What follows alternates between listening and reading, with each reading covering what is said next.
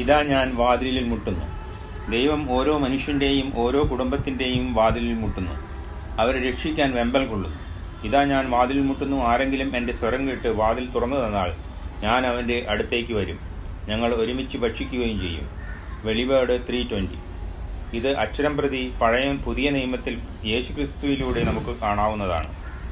യേശു പ്രവർത്തിച്ച ആദ്യത്തെ അത്ഭുതം കാനായിലെ ഒരു കുടുംബത്തിലാണ്. ആ കുടുംബം രക്ഷകനായ യേശുവിനും രക്ഷകന്റെ അമ്മയ്ക്കുമായി അവരുടെ വാതിൽ തുറന്നു. അപ്പോൾ കുടുംബക്കാർ ഒന്നും പറയാതെ തന്നെ അമ്മ അവരുടെ കുറവുകൾ കണ്ടുപിടിച്ച് അത് പുത്രനോട് മാധ്യസ്ഥത വഹിക്കുന്നു. അവിടെ അത്ഭുതം നടക്കുന്നു. സക്കേവൂസിന്റെ ഭവനത്തിന്റെ വാതിൽ മുട്ടുന്നു. ഈശോ മുകളിലേക്ക് നോക്കി പറഞ്ഞു, സക്കേവൂസ്, വേഗം ഇറങ്ങി വരിക. ഇന്ന് എനിക്ക് നിന്റെ വീട്ടിൽ താമസിക്കേണ്ടിയിരിക്കുന്നു. ഈശോ സക്കേവൂസ് എന്ന വ്യക്തിയിലൂടെ ആ കുടുംബത്തിന് മുഴുവൻ രക്ഷ നൽകുന്നു.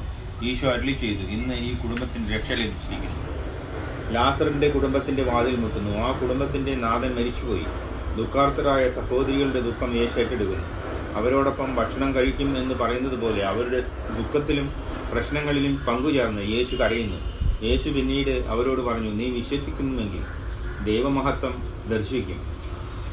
ഇന്ന് ഈ കുടുംബത്തിന് രക്ഷ ലഭിച്ചിരിക്കുന്നു എന്ന് പറഞ്ഞ ഈശോ ലാസറിന്റെ ഉയർപ്പിലൂടെ രക്ഷയുടെ പൂർണ്ണ അനുഭവം എന്താണെന്ന് വെളിപ്പെടുത്തുന്നു. പാപിയും ചുങ്കക്കാരനുമായ മത്തായിയുടെ വാതിൽ മുട്ടുന്നു. യേശു മത്തായിയുടെ ഭവനത്തിൽ മറ്റു പാപികളോടൊപ്പം ഇരുന്ന് ഭക്ഷണം കഴിക്കുന്നു. ആരോഗ്യമുള്ളവർക്കല്ല, രോഗികൾക്കാണ് വൈദ്യനെ കൊണ്ട് ആവശ്യം. മനസമാധാനത്തിലും പാപത്തിലും കുടുംബ പ്രശ്നങ്ങളിലും കഴിയുന്ന എല്ലാ കുടുംബങ്ങളിലേക്കും യേശു MBBS ഡോക്ടറെ പോലെ കടന്നു വരുന്നു. ആ ഭവനത്തിന് രക്ഷ നൽകുന്നു.